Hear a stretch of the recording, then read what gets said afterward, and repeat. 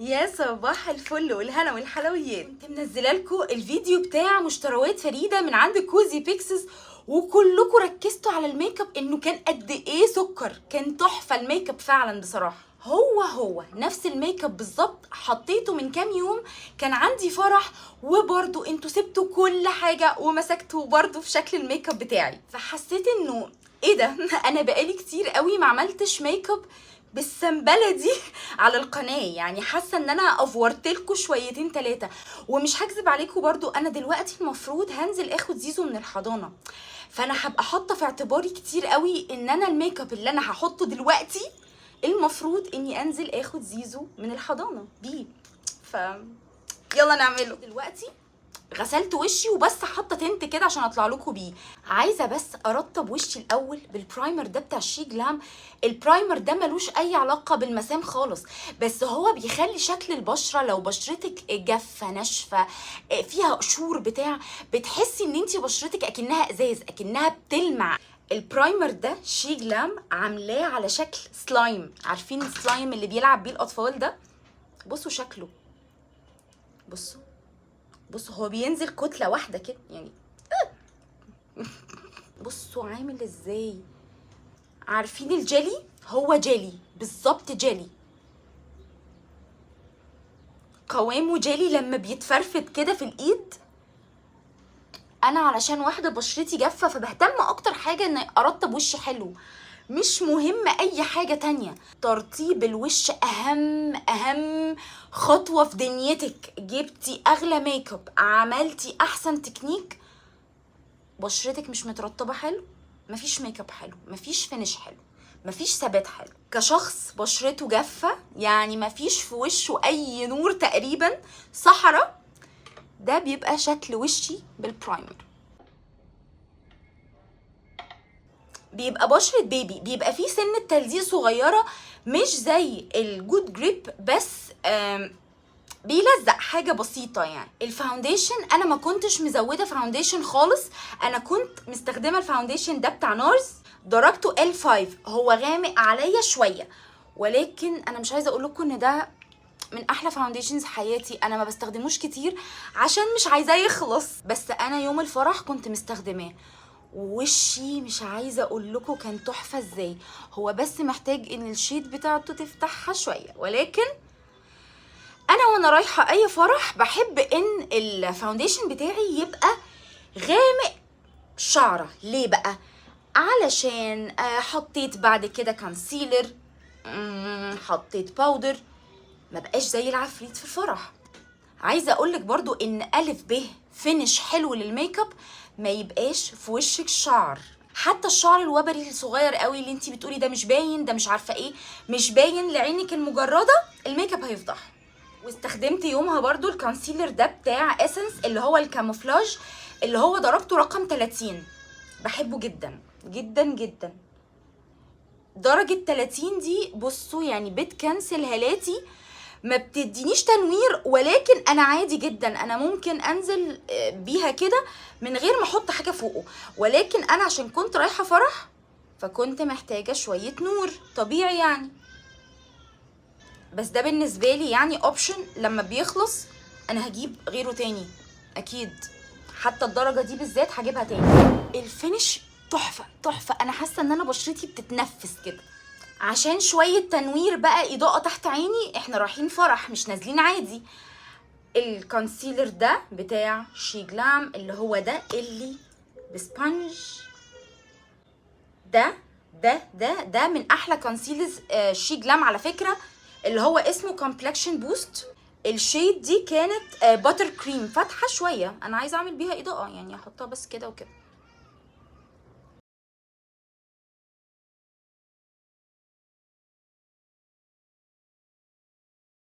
وشك لو مترطب كويس وتحت عينك مترطب كويس، انت بجد هتحسي ان انت بتدمجي الميك اب على مرايه.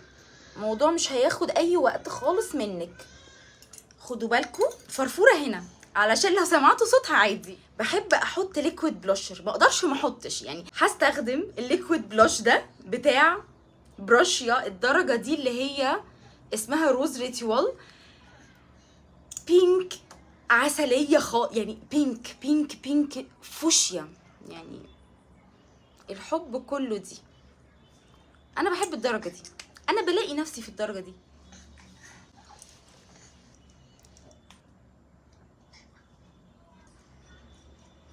هذا ما يفعله البلاش البينك. اول ما احط بلاشر بينك احس اني بقيت قمرايه،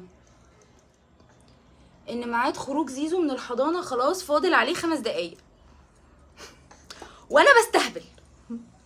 هتقولي لي بقى البلاش الاوفر حطي بمعرفتك، انا بقولك اعملي 1 2 3. انتي بتاخدي اللي انتي بتحطيه وما بتاخديش اللي انتي ما بتحطيهوش. بالنسبه للباودر انا بحب اللوز باودر دي بتاعت مريم فؤاد لسبب، مختاره درجه البنانه بتاعتها فاتحه، يعني مش بنانه بتغمق. بصوا درجه الصفار بتاعتها فاتحه، تحسوا اكنها درجه اصفر مخلوطه بابيض. علشان كده بجد انا بحب استخدمها لانها بتنور لي تحت العين جدا. بصوا بعمل كده اوزعها على الباف بتاعتي. يا فريده حاسه انها هتقع، هتحسوني قاعده متجبسه كده علشان ست فريده هانم قاعده على رجلي. طب اعمل ايه؟ تثبيت حوالين الفم يبقى اقل حاجه، اقل كميات، اقل فاونديشن، اقل باودر، اقل كونسيلر، منطقه الانف وحوالين الفم كده لازم، والا هتتبهدلي قوي. في اللوك ده انا بعتمد اكتر حاجه على الرموش وعلى ميك اب الوجه بقى، لكن مش على ميك اب العين خالص. ميك اب العين بالنسبه لي كان هو لون واحد بس، فحرفيا انا باخد يعني لون واحد بس، وليكن من الباليت بتاعت شي جلام دي هاخد منها بس مثلا اللون ده بس، وهحطه على كامل الجفن. حاجة عشوائية خالص خالص.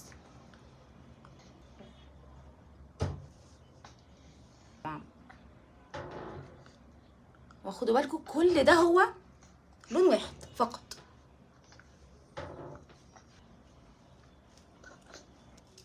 عارفه لما تبقي بتحبي حاجه بس بجد لازم الحاجه دي يبقى فيها عيب سخيف كده مضايقك منها؟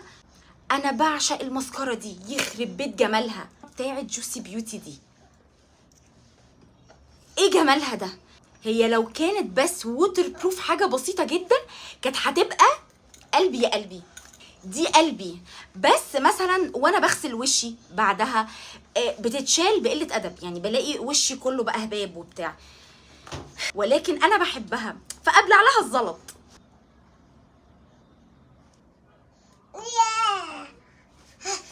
بصوا التحفه. فريده جايه تعمل قلق، فريده قاعده على رجلي هحدفها والله. بسم الله الرحمن الرحيم. هلو ايه؟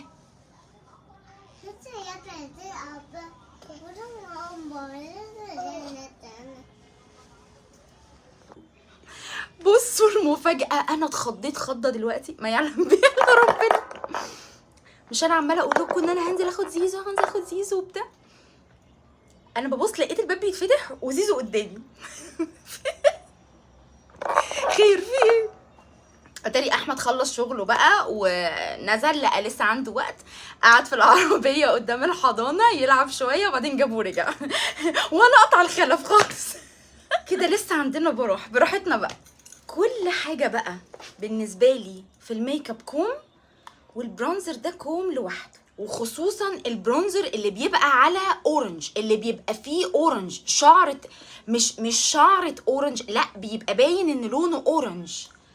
ده بيخلي وشي كده اكنه سان كيزد كده، اكنه واخده ضربة شمس، فاهمين قصدي؟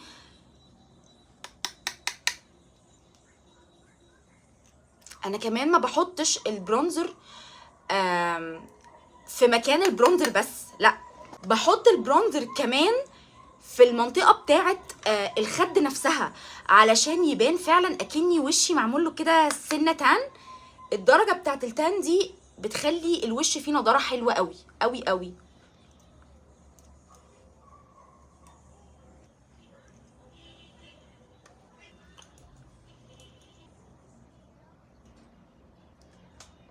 بعمله بصوابعي، بعمله بفرشه اي شادو واسعه. يعني انا فاكره ان يوم الفرح كنت مستخدمه البلوشر من هنا، من الباليت دي بتاعت كاركتر اللي هي رقم 2 دي. هو كان بينك واضح قوي. كنت مستخدمه دول مع بعض.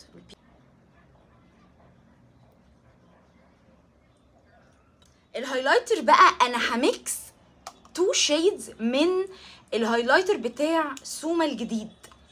عامله هايلايتر جديد. انا اكتر حاجه عجباني الباكج. ايه ده؟ ايه ده؟ بحب اقتني اشكال، انا بحب اقتني الميك اب عموما يا جماعه. بصوا ال2 شيدز، انا مش عندي درجه واحده، انا بخلط 2 مع بعض اللي هم دول.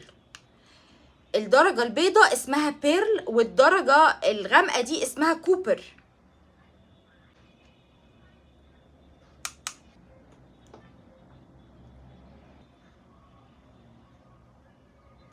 تحفه. بصوا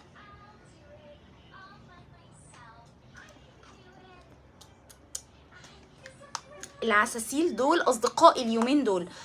ان شاء الله ان شاء الله هجيب الدرجه الشامبين بقى بتاعتهم. هحدد شفايفي بقى بقلم التحديد ده البني بتاع معروف. انا جايبه منه 3 الوان. البني ده حبيبي، هو البني بيجيب من الاخر. بصوا انا عندي خط اهو فوق شفايفي، ده اللي انا برسم عليه علشان اعمل فوليوم طبيعي.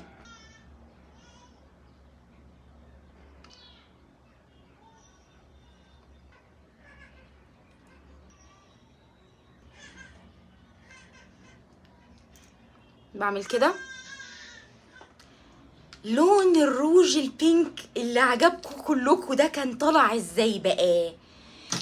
شوفوا اللي انا فاكراه ان انا حطيت حاجتين فوق بعض، وليكن تقريبا كانوا الاتنين دول فوق بعض.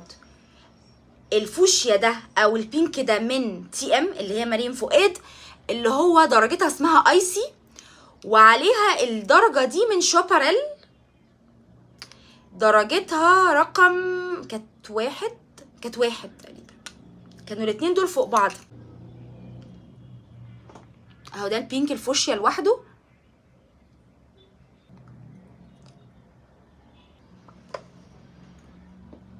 يا خلاصو ايه الدرجة دي؟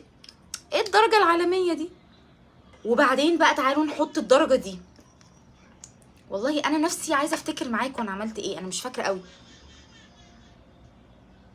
متهيألي كنت عملت كده فعلا.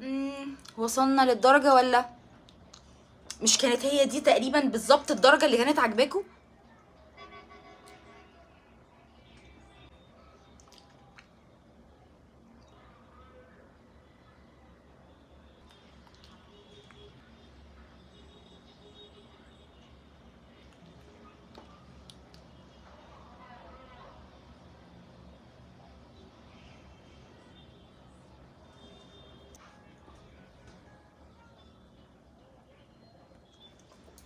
اليومين دول انا مدمنة كحل.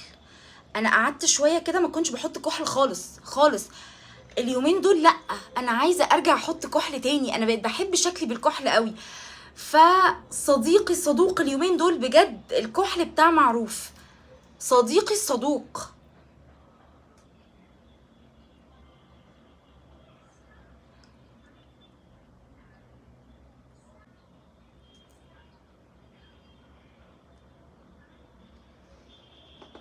هو في كده كده كده بأمان؟ ايه ده؟ لا I love I love I love.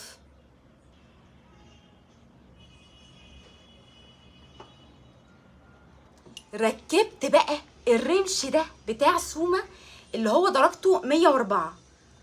هو يعتبر قصير من قدام وطويل من ورا، بس هو كله طويل، فمش عايز عينين صغيرة، هو عايز عينين واسعة وعايز حد جفنه واسع. بصوا عليا عامل ازاي، انا مدمنة الرموش الكثيفة يا جماعة. ايه ده؟ انا بحس بالنسبه لي ان الرمش ممكن يغنيني تماما عن الاي شادو. انا مش هقوم ارسم اي شادو خالص، انا لو ركبت رمش بس عاجبني وكثيف انا عملت لوك وانزل خلاص. الرمش ده طلع عليا خطير، انا اول مره اقيسه. وبس هو ده اللوك اللي انا كنت كل ما بعمله بتبعتولي رسائل قد كده اعمليهولنا اعمليهولنا. ف بس كده هو ده اكتر ميك اب لوك بيليق عليا في الدنيا. كله عاجبني، كله عاجبني، الروج عاجبني، الحواجب عجباني، الرموش، كله كله كله عاجبني. وبصوا نظافه الفينش اساسا، بصوا. بس كده لو عجبك الفيديو ما تنسيش تعملي لايك وشير وسبسكرايب، وكمان تعملي لي فولو على الانستجرام، انا اسمي منى اشرف. وبس كده، باي.